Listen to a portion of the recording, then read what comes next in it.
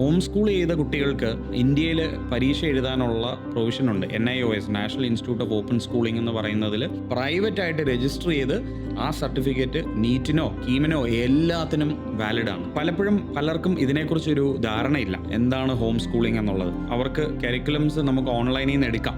ICSEയുടെ curriculum എടുക്കാം, CBSEയുടെ curriculum എടുക്കാം, NIOSന്റെ curriculum എടുക്കാം. അത് വീട്ടിലിരുന്ന് പഠിച്ചു പോകുന്ന കുട്ടികളുണ്ട്. എന്നിട്ട് അവർക്ക് അതനുസരിച്ചുള്ള പരീക്ഷകൾ എഴുതി പോവാം. അപ്പോൾ അവർക്ക് 10th 12th ഒക്കെ അവർ ക്ലിയർ ചെയ്യും.